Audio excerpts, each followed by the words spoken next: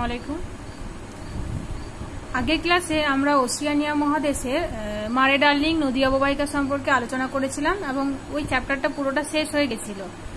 এমনকি তোমাদের পুরো সিলেবাসও শেষ হয়ে গেছে। ক্লাস 8-এর সিলেবাসের যেগুলো ছিল সেগুলো সবই তোমাদের শেষ হয়ে গেছে। তারপর আমি বলেছিলাম যে তোমাদের রিভিশন ক্লাস শুরু করব। তো তোমাদের দেখো প্রথম চ্যাপ্টারে আছে পৃথিবীর অন্দরমহল।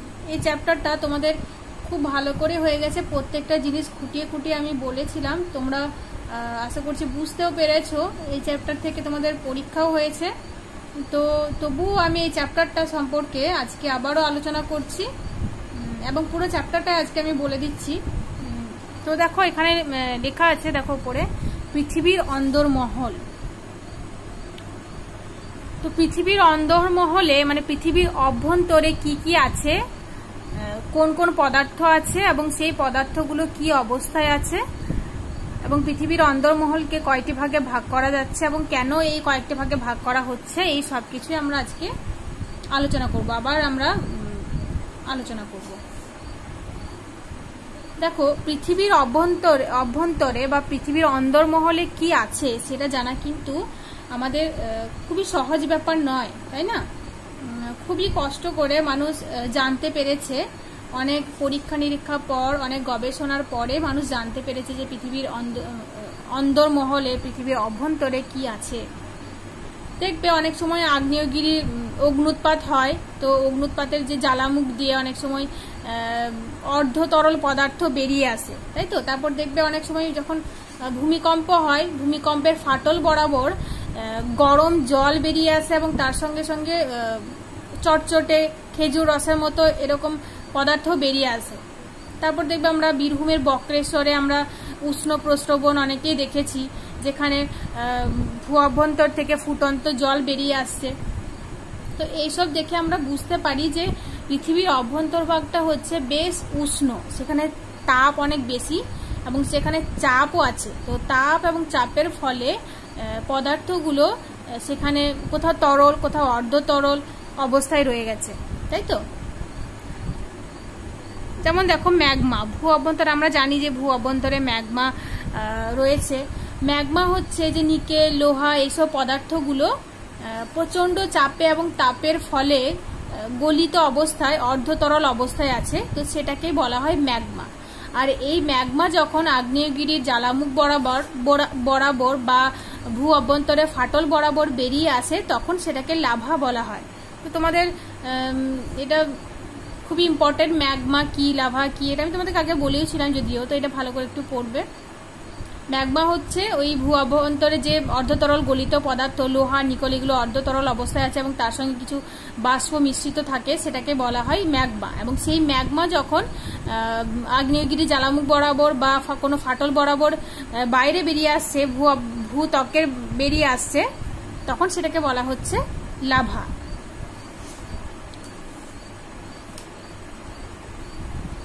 তো দেখো এটাও একটা আমাদের জানার বিষয় যে ভূ অভ্যন্তরে যে ম্যাগমা রয়েছে বা অর্ধতরল যে পদার্থগুলো রয়েছে, সেগুলো অর্ধতরল অবস্থাতে কেন রয়েছে এবং পৃথিবীর বাইরেটা মানে ভূত্বকটা কঠিন অবস্থায় কেন রয়েছে, তাই না? তো দেখো আজ থেকে প্রায় 450 কোটি বছর আগে, মানে 460 কোটি বছর আগে পৃথিবীর সৃষ্টি হয়েছে এবং সেই সময় পৃথিবী একটা প্রচন্ড উত্তপ্ত গ্যাসীয় পিণ্ড ছিল। আর সেই থেকে পৃথিবীর তাপ বিকিরণ করে করে, সময়ের সাথে সাথে তাপ বিকিরণ করে করে পরিপৃষ্ঠটা ঠান্ডা হয়ে শক্ত হয়ে গেছে, কিন্তু পৃথিবীর অভ্যন্তরটা অতটা তাপ বিকিরণ করতে পারেনি এখনো পর্যন্ত। সেখানে তাপমাত্রা অনেক বেশি রয়ে গেছে, সেজন্য পৃথিবীর অভ্যন্তরভাগটা বেশ উত্তপ্ত এবং এই উত্তাপের জন্যই সেখানে পদার্থগুলো অর্ধতরল বা কোথাও তরল অবস্থায় রয়েছে। যেমন ধরো একটা বাটিতে যদি আমরা গলানো মোম রেখে দিই, অনেক সময় আমরা এরকম করি, দেখবে শীতকালে একটা বাটিতে যদি গলানো মোম রেখে দিই এবং সেটাকে যদি এমনি উষ্ণতায় রুম টেম্পারেচারে রেখে দেওয়া হয়, তাহলে দেখতে পাবো আস্তে আস্তে মোমের উপরিভাগটা ঠান্ডা হয়ে তাপ বিকিরণ করে শক্ত হয়ে গেছে। যখনই আমরা সেই উপরিভাগটা হাত দেব তখন দেখবো যে মানে একটা আঙ্গুল দিয়ে যদি দেখি তাহলে দেখতে পাবো যে সেই মোমের পাত্রের নিচের মোমটা আর কি অতটা কঠিন হয়নি, মানে এতটা তাপ বিকিরণ করতে পারেনি বলে সেই জায়গাটা অর্ধতরল অবস্থায় থেকে যায়, কিন্তু উপরিভাগটা খুব তাড়াতাড়ি কঠিন হয়ে যায়। তারপরে আস্তে আস্তে আস্তে আস্তে তাপ বিকিরণ করতে করতে করতে করতে মোমের নিচেটাও শক্ত হয়ে যায়। কিন্তু প্রথমেই দেখবে উপরের স্তরটা তাপ বিকিরণ করে শক্ত হয়ে যায়, কিন্তু নিচেটা সেই সময়ে অনেকটা সময় ধরে তরল থাকে, তাই না? ঠিক একইভাবে পৃথিবীর উপরিভাগটা তাপ বিকিরণ করে করে শক্ত হয়ে গেছে, কিন্তু পৃথিবীর অভ্যন্তর ভাগটা অতটা তাপ বিকিরণ না করে, অতটা তাপ বিকিরণ করতে না পেরে অর্ধতরল অবস্থায় বা তরল অবস্থায় রয়ে গেছে।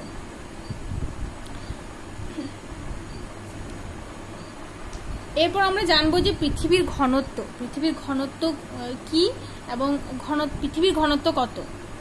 ঘনত্ব বলতে আমরা কি বুঝি এবং পৃথিবীর ঘনত্ব কত? দেখো, ঘনত্ব হচ্ছে একক আয়তনের পদার্থে কতটুকু ভর আছে সেই পরিমাপটাকেই বলা হয় ওই পদার্থের ঘনত্ব।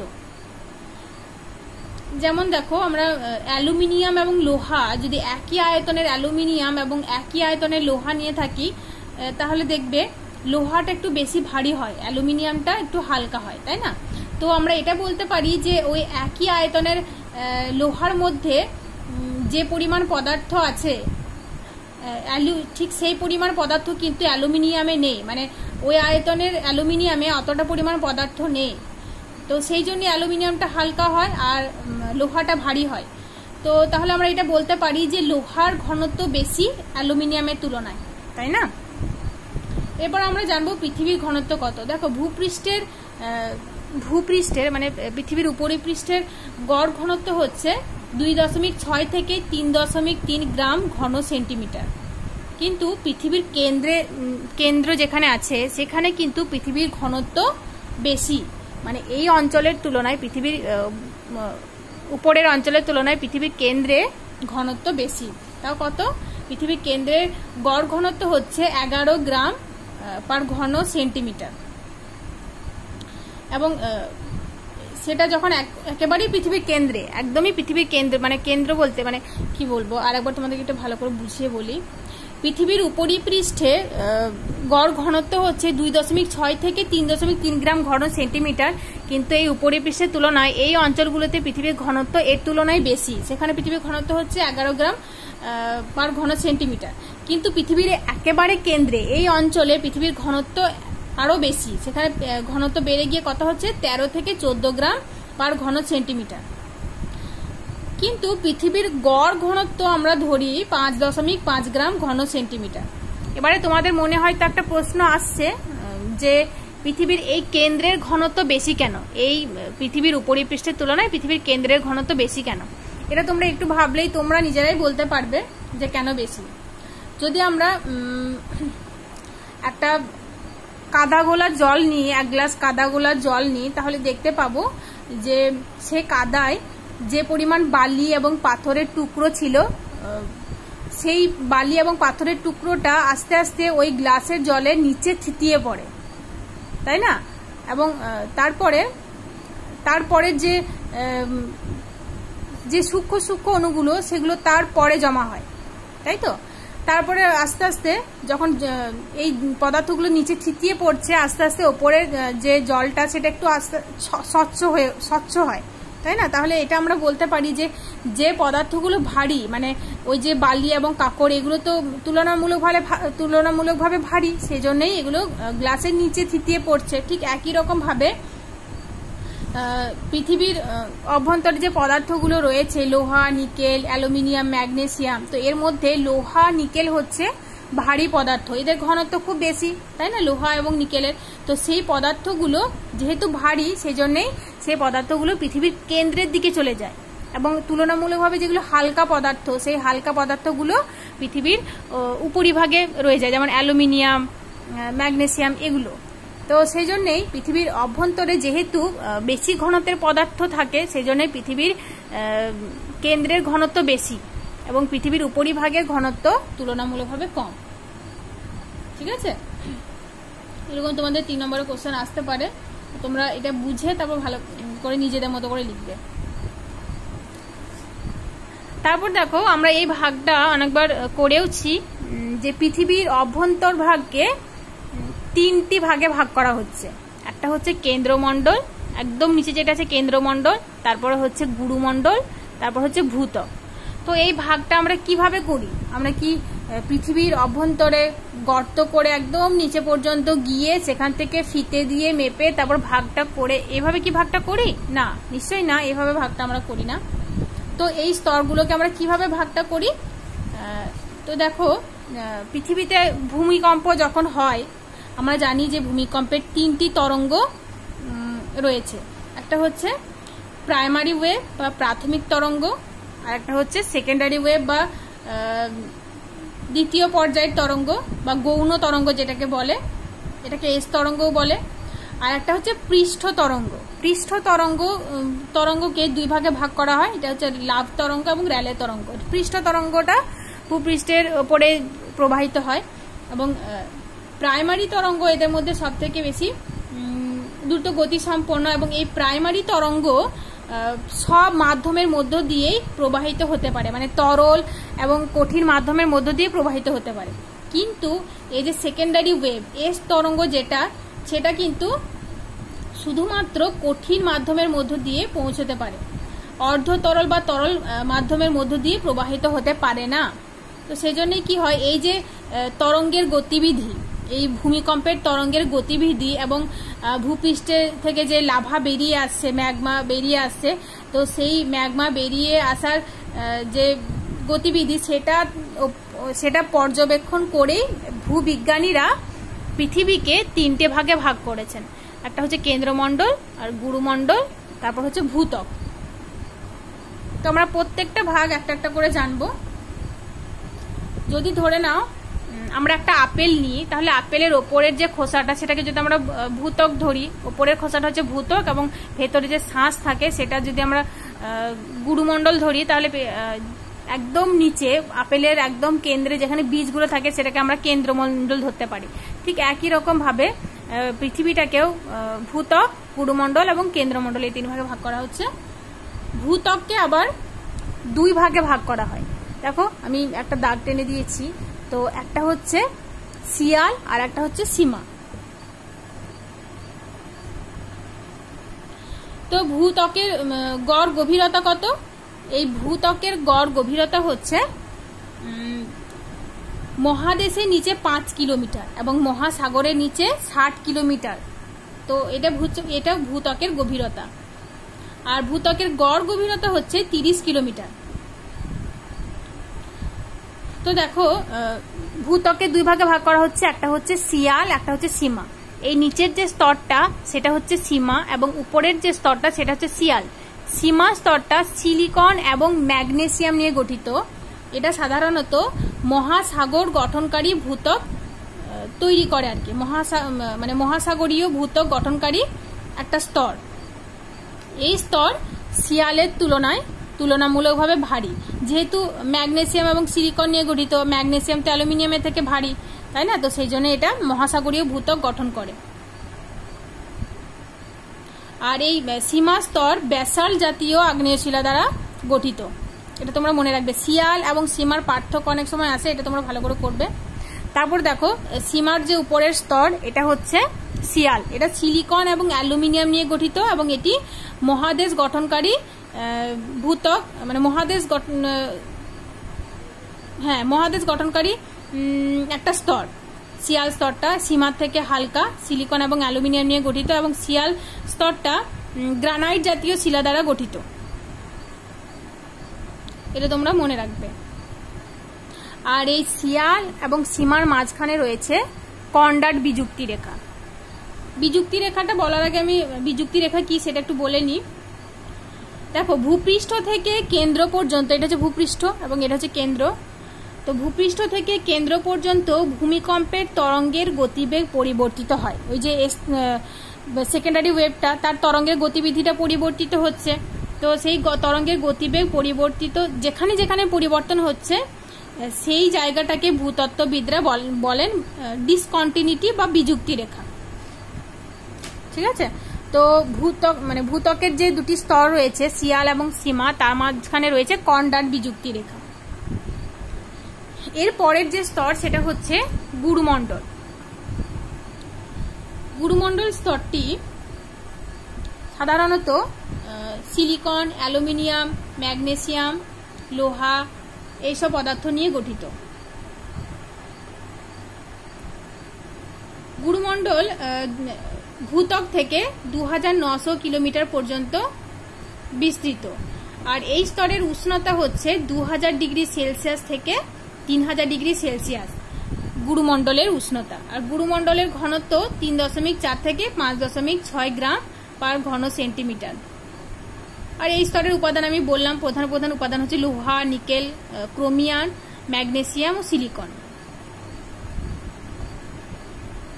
লোহা, নিকেল, ক্রোমিয়াম, ম্যাগনেসিয়াম ও সিলিকন। তো এটা মনে রাখবে তোমরা।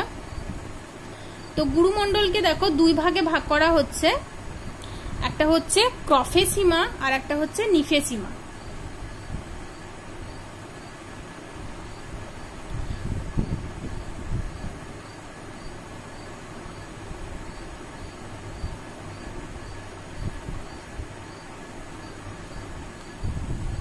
গুরুমণ্ডলের এই স্তরটাকে বলা হচ্ছে ক্রফে সীমা এবং এটা হচ্ছে নিফে সীমা। ক্রফে সীমা স্তরটি 30 থেকে 700 কিলোমিটার পর্যন্ত অংশে বিস্তৃত এবং এটি ক্রোমিয়াম, লোহা, সিলিকন ও ম্যাগনেসিয়াম নিয়ে গঠিত।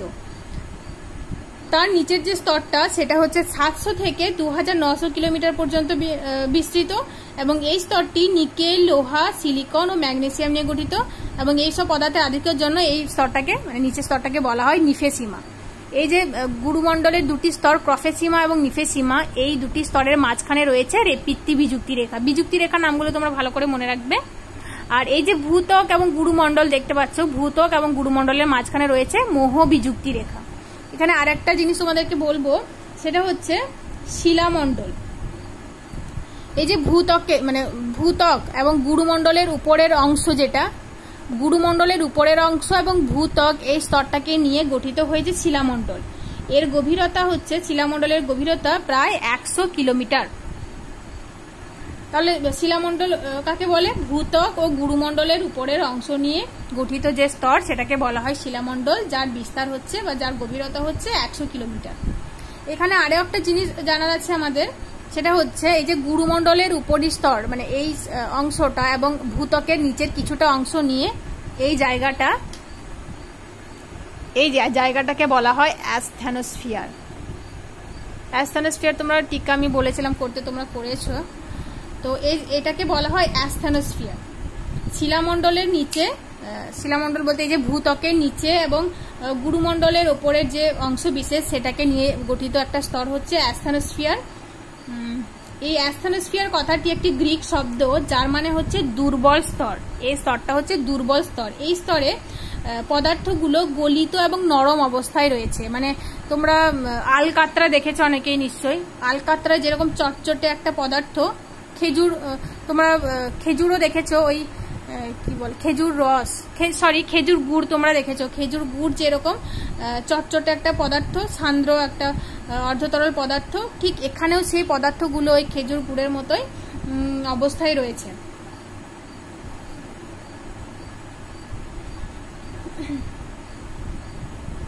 তো এই স্তর থেকেই এই স্তরে একটা পরিচলন স্রোত সৃষ্টি হয়েছে, যার ফলে ভূত্বকে যে আগ্নেয়গিরি রয়েছে, আগ্নেয়গিরি জ্বালামুখ বরাবর এবং অনেক সময় ফাটল বরাবর এই স্তর থেকে ম্যাগমাটা বেরিয়ে আসে, তাই তো। আর এই স্তরের ওপরে বড় বড় প্লেটগুলো ভাসমান অবস্থায় রয়েছে।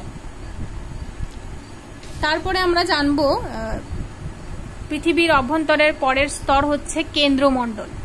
গুরুমণ্ডলের পরে রয়েছে, মানে গুরুমণ্ডলের নিচে রয়েছে কেন্দ্রমণ্ডল। কেন্দ্রমণ্ডল হচ্ছে বেশ ঘনত্বযুক্ত এবং সবথেকে ভারী স্তর। এই স্তরটি প্রায় 3500 কিলোমিটার পুরু। আর এই স্তরটিকে, কেন্দ্রমণ্ডল স্তরটিকে নিফে বলা হয়, যেহেতু নিকেল এবং লোহা দিয়ে গঠিত। কেন্দ্রমণ্ডল স্তরটি নিকেল এবং লোহা দিয়ে গঠিত, তাই কেন্দ্রমণ্ডলকে নিফে বলা হয়। এরকম তোমাদের কোশ্চেন হয়তো এসেওছে যে নিফে কোন স্তরকে বলা হয় এবং কেন বলা হয়। তো কেন্দ্রমণ্ডলকে নিফে বলা হয় কারণ কেন্দ্রমণ্ডল লোহা এবং নিকেল নিয়ে গঠিত, তাই কেন্দ্রমণ্ডলকে নিফে বলা হয়। এই স্তরের গড় তাপমাত্রা হচ্ছে 5000 ডিগ্রি সেলসিয়াস। তার মানে বুঝতে পারছো 5000 ডিগ্রি সেলসিয়াস মানে কতটা তাপমাত্রা রয়েছে ভূ অভ্যন্তরে কেন্দ্রমণ্ডলে। আর এই স্তরের গড় ঘনত্ব প্রায় 9.1 থেকে 13.1 গ্রাম ঘন সেন্টিমিটার। তবে পদার্থের ঘনত্ব, উষ্ণতা, চাপ সব জায়গায় কিন্তু সমান নয়। তো সেই জন্যই এই স্তরটাকে আবার দুভাগে ভাগ করা হচ্ছে। একটা হচ্ছে অন্তঃকেন্দ্রমণ্ডল আর এটা হচ্ছে বহিঃকেন্দ্রমণ্ডল। অন্তঃকেন্দ্রমণ্ডল স্তরটা 5100 কিমি থেকে 6370 কিলোমিটার পুরু, মানে পৃথিবীর ব্যাসই হচ্ছে 6370 কিলোমিটার, তাই তো। তো অন্তঃকেন্দ্রমণ্ডলটা 5100 থেকে 6370 কিলোমিটার পুরু। আর এই স্তরের চাপ, তাপ, ঘনত্ব হচ্ছে সব থেকে বেশি। আর এখানে চাপ যেহেতু খুব বেশি, সেজন্য এখানে পদার্থগুলো কঠিন অবস্থায় রয়েছে। তোমাদের এরকমও কোশ্চেন আসতে পারে যে কেন্দ্রমণ্ডলে পদার্থগুলো কঠিন অবস্থায় কেন রয়েছে। তো কেন্দ্রমণ্ডলের চাপ যেহেতু অনেক বেশি, সেজন্য এখানে পদার্থগুলো কঠিন অবস্থায় রয়েছে। এরপর দেখো এই স্তরটা, এটা হচ্ছে বহিঃকেন্দ্রমণ্ডল। অন্তঃকেন্দ্রমণ্ডলের চারপাশে যে স্তরটা সেটা হচ্ছে বহিঃকেন্দ্রমণ্ডল। আর এই স্তরটা 2900 কিলোমিটার থেকে 5100 কিলোমিটার পুরো। এর চাপ, তাপ ও ঘনত্ব অন্তঃকেন্দ্রমণ্ডলের তুলনায় কম, কিন্তু কোনো অংশে কম নয়। এর চাপ এবং তাপ ঘনত্ব খুবই বেশি, অন্তঃকেন্দ্রমণ্ডলের তুলনায় কম। এই স্তর অর্ধকঠিন অবস্থায় রয়েছে এবং এই স্তরটা পৃথিবীর অক্ষের চারিদিকে আবর্তন করে চলেছে। এই স্তরে যে পদার্থগুলো রয়েছে লোহা, সেগুলো সান্দ্র অবস্থায় রয়েছে এবং প্রচন্ড গতিতে ঘুরছে। লোহাটা সান্দ্র অবস্থায় রয়েছে এবং প্রচন্ড গতিতে ঘুরছে, তো সেই জন্য এখানে একটা বৈদ্যুতিক ক্ষেত্র তৈরি হয়েছে। আর সেখান থেকেই পৃথিবীর চৌম্বকত্ব সৃষ্টি হয়েছে। তাহলে এরকম তোমাদের যদি কোশ্চেন আসে যে পৃথিবীর চৌম্বকত্ব কোন স্তর থেকে সৃষ্টি হয়েছে, বহিঃকেন্দ্রমণ্ডল থেকে, তখন তোমরা বলবে বহিঃকেন্দ্রমণ্ডল থেকে। ঠিক আছে, এরপর দেখো অন্তঃকেন্দ্রমণ্ডল এবং বহিঃকেন্দ্রমণ্ডলের মাঝখানে রয়েছে লেহম্যান বিযুক্তি রেখা এবং কেন্দ্রমণ্ডল ও গুরুমণ্ডলের মাঝখানে রয়েছে গুটেনবার্গ বিযুক্তি রেখা। তো এই বিযুক্তি রেখাগুলো আমি তোমাদেরকে আবারও বলছি, দেখো ভালো করে আর মনে রাখবে। এটা বিযুক্তি রেখাগুলো অনেক সময় তোমরা গুলিয়ে ফেলো, তো এটা গুলিয়ে ফেলে চলবে না। ভূত্বক এবং গুরুমণ্ডলের মাঝখানে রয়েছে মোহ বিযুক্তি রেখা বা মোহ রভিসিক বিযুক্তি রেখা। ভূত্বকের যে দুটো স্তর সিয়াল এবং সীমা, তার মাঝখানে রয়েছে কনরাড বিযুক্তি রেখা। তারপর দেখো গুরুমণ্ডলের যে দুটি স্তর ক্রফেসীমা এবং নিফেসীমা, তার মাঝখানে রয়েছে রেপিত্তি বিযুক্তি রেখা এবং গুরুমণ্ডল ও কেন্দ্রমণ্ডলের মাঝখানে রয়েছে গুটেনবার্গ বিযুক্তি রেখা। তারপর দেখো অন্তঃকেন্দ্রমণ্ডল এবং বহিঃকেন্দ্রমণ্ডলের মাঝখানে রয়েছে লেহম্যান বিযুক্তি রেখা। তো আমরা এভাবেও এটা মনে রাখতে পারি যে ভূত্বক ও গুরুমণ্ডলের মাঝখানে রয়েছে মোহ বিযুক্তি রেখা, গুরুমণ্ডল ও কেন্দ্রমণ্ডলের মাঝে রয়েছে গুটেনবার্গ বিযুক্তি রেখা, আর এদিকে সিয়াল ও সীমা মাঝে কনরাড বিযুক্তি রেখা, ক্রফেসীমা ও নিফেসীমার মাঝে আছে রেপিত্তি বিযুক্তি রেখা এবং বহিঃকেন্দ্রমণ্ডল ও অন্তঃকেন্দ্রমণ্ডলের মাঝখানে রয়েছে লেহম্যান বিযুক্তি রেখা। এগুলো বিভিন্ন বিজ্ঞানীদের নাম অনুসারে এই নামগুলো রাখা হয়। তো এই চ্যাপ্টারটা হয়ে গেল, তোমাদের রিভিশন হয়ে গেল। এই চ্যাপ্টারে যে কোশ্চেন আমি তোমাদের দিয়েছি, শর্ট কোশ্চেনও দিয়েছি তোমাদের, 2 নাম্বার, 3 নাম্বার, 5 নাম্বারও দিয়েছি। সেই কোশ্চেনগুলো তোমরা খুব ভালো করে পড়ো। আর যদি কোথাও বুঝতে তোমাদের অসুবিধা হয় আমার সঙ্গে কন্ট্যাক্ট করবে। আসসালামু আলাইকুম।